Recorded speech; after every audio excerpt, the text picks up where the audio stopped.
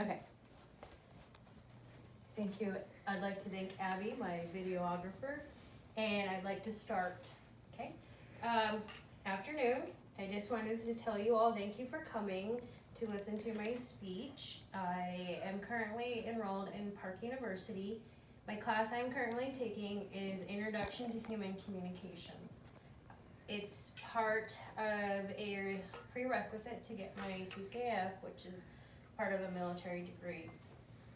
The topic today is on self-concept. Self-concept is defined as an idea that is self-constructed from our own beliefs that we hold of ourselves and the responses of others. For those of you that are watching and those of you that are here, you all know me as Brittany Edwards. I am 36 years young, even though my body may not feel like that.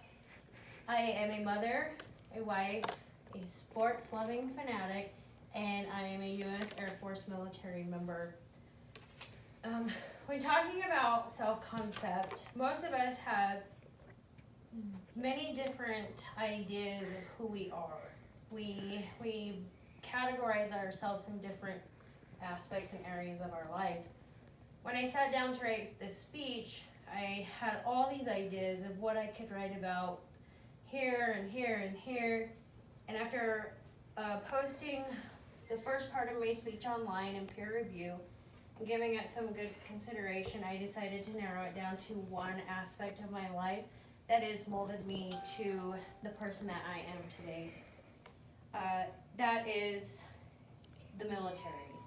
It is a huge aspect of everything that has come about up until now. So, I first started to think about the military when I graduated high school. My dad, he spent 32 years in the Army, and he had a philosophy in our house is that you were going to either join the military, you were going to go to school, or you were going to get out. And maybe not in those nice words, because he's spent 32 years in the Army, so therefore he had a bit more of a vocabulary. It was then that I decided, because I'm smarter, I decided why not kill two birds with one stone, and I joined the military to pay for my school. So I was young, I was 18, I was headed off to basic training in 2002. I was scared to death, and I don't think I was fully mentally prepared for what was about to happen to me. I got off the bus, it was dark, and I can remember those training instructors just yelling in your face, the spit flying, and you had no choice but to stand there and take it. And you're like, oh.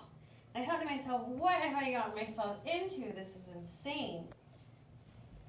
Fast forward 6 weeks later, I graduated basic training, and it was probably the best feeling besides getting married and having children that I've had in my life. I had a sense of self-worth.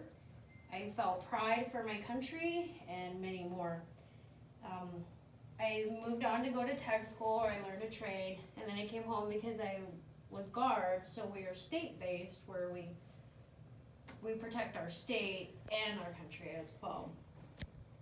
When I came home, I decided that this was the life for me. Most people decide I'm going to do 6 years, get my school paid for, and get out. I, on the other hand, decided that this was going to be a career. I would do about 20 to 30 years, and for those Guard members that know, 30 years in the Guard is pretty much equivalent to about 20 years active duty. The reason why I chose this as my self-concept is because the military gives me structure, plans. It also helps give me the ability to grow myself intellectually, personally, and now that I've moved up in the ranks, it gives me the opportunity to help others grow. It has helped teach me to succeed.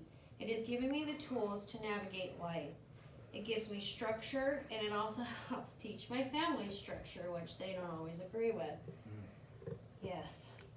It has taught me the value of respect, not only for myself, but for others. Without the military, as most of you know, I wouldn't have met my husband, and we wouldn't have our beautiful children. nor the adventures that have come along with it. We have 4 beautiful children, Aaliyah, who is 14, Abigail is 10, Deuce is 8, and Avery is 6. Between the 2 of us, we have 7 deployments. We've moved around the globe. Our youngest has dual citizenship with Japan and the US. We have a talented piano player, a soccer player, a future doctor, and those of you who know Avery, a comedian. I try to teach my children the value of hard work and that dedication does pay off. No matter what your path in life may be, as long as you give your all and succeed at anything at one point or another, even along with failures, there is a valuable lesson in life. Failures do not make you a bad individual, nor do they make you want to give up. Failures should teach you that it is just a block in the road, and you can either learn how to move past it and learn from it and continue to push forward. I look at myself as a helper, a fighter, and even a jokester at times. The best part of life to me is laughter. It can cure a bad day at any time. I try to define myself also as a person who gives life everything that I have. I am a hard worker almost to a fault, if you ask some people. I put a lot of effort into my family, my friends, my work. My motivation in life is my husband and my children. They're the reason I strive to make the next rank, the next promotion, the next new job at work. My goal in life is that I am able to watch my children raise their children. That they saw that how hard I worked was to teach them to give those same values to their children. The other day I was messing around with my oldest daughter, and she said to me, "Mom, I hope I am a mother, when I am a mother, that I am just like you." That statement alone shows you that I hope that I am doing something right, and that my self-concept gets passed along to them. And with that being said, I'd like to thank you for coming, and thank you for listening to my speech.